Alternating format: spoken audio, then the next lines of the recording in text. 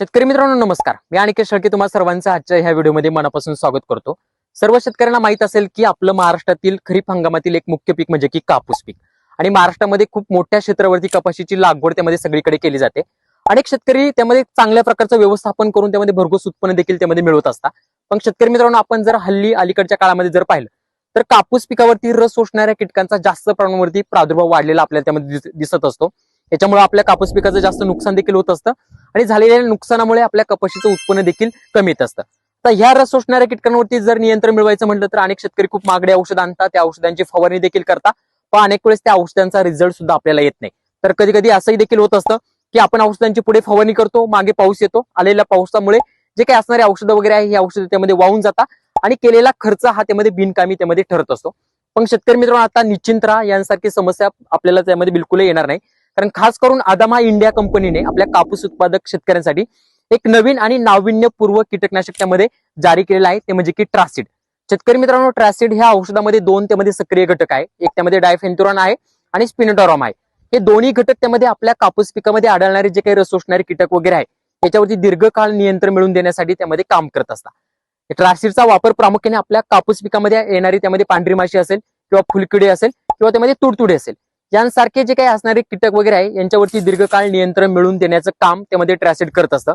ज्यावेळेस आपण ट्रासिडची फवारणी आपल्या पिकावरती करत असतो, ही फवारणी केल्यानंतर जे काही असणारे कीटक वगैरे आहे हे ट्रासिडच्या त्यामध्ये संपर्कामध्ये येत असतात, औषधाच्या संपर्कामध्ये येत असतात आणि संपर्कामध्ये आल्यानंतर जे काही कीटक वगैरे आहे हे त्यामध्ये पॅरेलिस होता आणि त्याच्यानंतर मरण पावले जातं. अशा पद्धतीने ट्रासिड आपल्या कापूस पिकामध्ये आढळणारे जे काही रस शोषणारे कीटक वगैरे आहे त्यांच्यावरती नियंत्रण त्यामध्ये मिळून देतं. शेतकरी मित्रांनो ट्रासिडचे एवढेच फायदे नाही तर ट्रासिडचे भरपूर फायदे आपल्याला त्यामध्ये पाहायला मिळतात. जसं की ट्रासिड आपल्या कापूस पिकामध्ये येणारे जे काही रस शोषणारे कीटक वगैरे आहे यांच्यावरती नियंत्रण मिळून देतं. पण हे नियंत्रण त्यामध्ये दीर्घ काळासाठी त्यामध्ये मिळून देतं, म्हणजे जास्त करून आपल्या कापूस पिकामध्ये लवकरात लवकर रस शोषणाऱ्या कीटकांचा प्रादुर्भाव झालेला पहिली गोष्ट पाहायला मिळत नाही. एक दुसरा याचा फायदा असा, जर ट्रासिडची जर आपण फवारणी केलेली असेल आणि 2 ते 3 तासानंतर जर पाऊस झालेला असेल तर बिलकुल सुद्धा जे काही असणारं औषध वगैरे आहे आपलं ट्रासिड हे आपल्या कापूस पिकावरून वाहून जात नाही आणि जरी पाऊस आलेला असेल तरी सुद्धा आपल्याला रिझल्ट त्यामध्ये चांगले पाहायला मिळत असतात.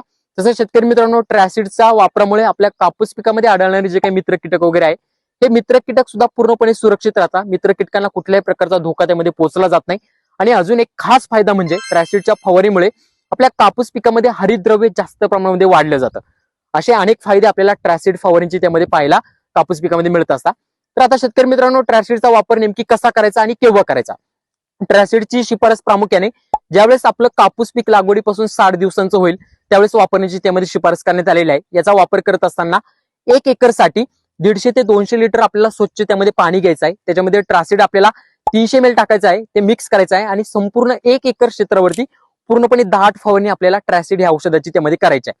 याच्यामुळे तुम्हाला आपल्या कापूस पिकामध्ये आढळणारे जे काही रस शोषणारे कीटक वगैरे आहे याच्यावरती दीर्घकाळ नियंत्रण त्यामध्ये तुम्हाला पाहायला मिळेल. तर शेतकरी मित्रांनो इथून पुढे लक्षात ठेवा, जर तुमच्या कापूस पिकामध्ये रस शोषणाऱ्या कीटकांचा जास्त प्रमाणामध्ये प्रादुर्भाव आलेला असेल आणि जर तुम्हाला नियंत्रण मिळवायचं असेल तर ट्रासिड ह्या औषधाचा त्यामध्ये नक्की वापर करा आणि तुमच्या बाकीच्या शेतकऱ्यांना सुद्धा ट्रासिडचा वापर करायला नक्की सांगा. धन्यवाद.